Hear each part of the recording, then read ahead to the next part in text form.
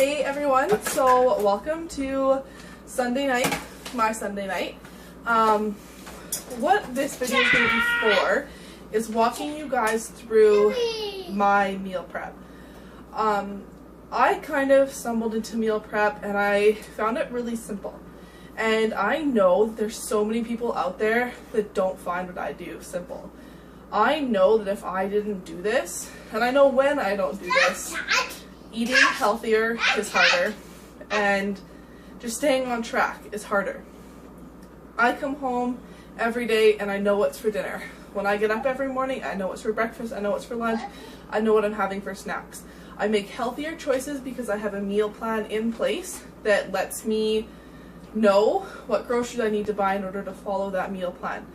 A couple things you'll learn during this video is what I do doesn't work for everyone, but it does work for quite a few people, and bits and parts of what I do will work for you. You don't have to do exactly what I do. We're not the same person. But take this video in with a grain of salt and maybe see some things in it that you can implement. Another thing you'll learn quite quickly is when I meal prep, I do so with a toddler. You can probably hear him yelling in the background.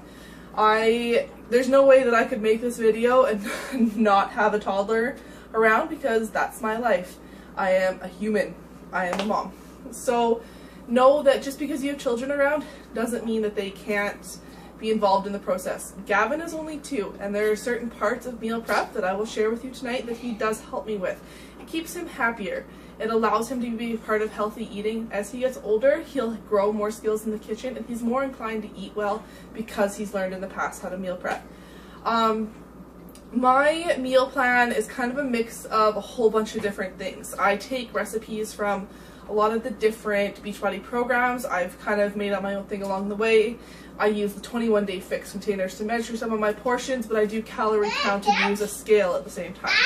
So I kind of use all these different things, and that was over a period of time where I got to learn what really works for me. And I feel like I've kind of fine-tuned what works for me, and when I do it like this, I see results.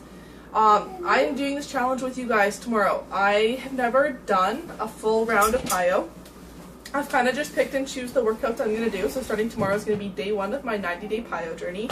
So I am ready. I'm super excited, and this is my passion. Meal planning, meal prep.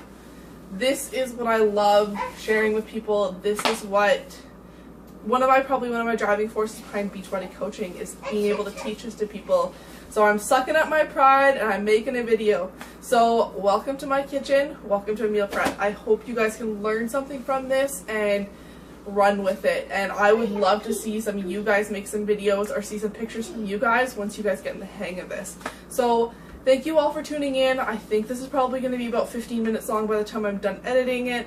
And I'm super excited and I can't wait to share it with you guys. So, yay! Snapshot of my groceries for you guys. I do want to make it clear that I don't buy all of this kind of stuff every single week. Stuff like my quinoa is purchased in bulk to save money. Same with frozen vegetables. Things like almond milk and carrots. Sometimes sweet potatoes because they're cheaper. All stuff like that purchased at Costco. Same with cucumbers. We go through a lot of those, so I like to buy them in the 3-packs. But this is just a snapshot of what my fridge looks like. I kind of mix a kale salad. There's some chicken buried underneath there. Here's my containers that I use to portion everything out in. But this is simply it. I just utilize all these different things to work in a meal plan. So let's get started. Actual prep. Couple different things I want to remind you of. So before you start any of this, you want to have some sort of plan in place for going to the grocery store. Otherwise you're going to go and you're going to forget stuff. So you either need a detailed grocery list about how much of each thing you need and some sort of meal plan so that you know how much chicken do you need, how much turkey do you need, how many apples do you need, how much veggies do you need this week. If you have a plan, you're not going to run out by the end of the week. So that's thing number 1. Don't go to the grocery store without a plan. Thing number 2, when you get home, get everything organized before you even start. Make sure your kitchen's clean. Make sure your dishwasher's unloaded. Make sure you have an easy access to some sort of garbage. Make sure all the dishes you're going to be using are clean. There's nothing more stressful than going through a prep and having chaos going on. You want this to be an organized process to keep you sane. I am guilty of doing a prep and having it not be organized, and it's all over the place and you're confused and you don't know what's going on. So I like to have a clean, organized space. I like to know what's going on in my kitchen. I like to have my dishwasher, like I said, unloaded, so as I go I can fill up my dishwasher. Sometimes I even turn it on in the middle so that it's clean by the end and I can reload other dishes into it.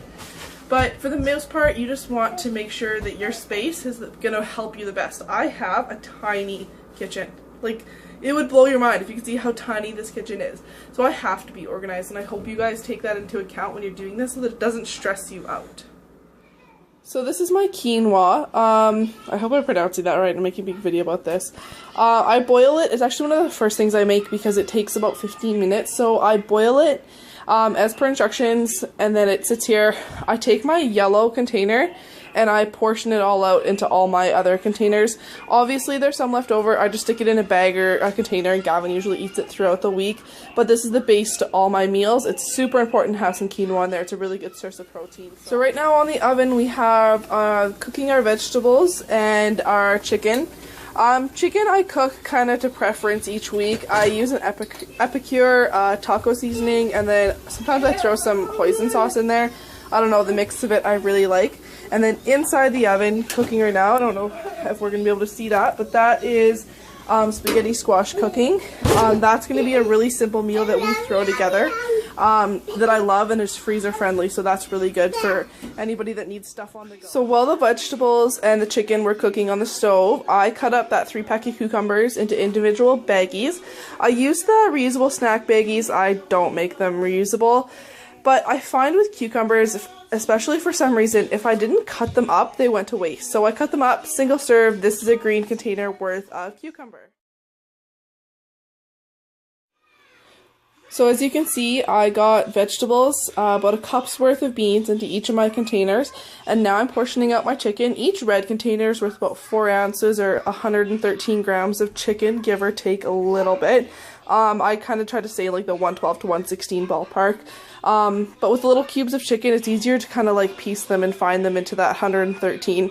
So you can either use a red container to measure or a food scale. I find I usually just use the food scale, but this way I can show you that it actually is one portion of chicken.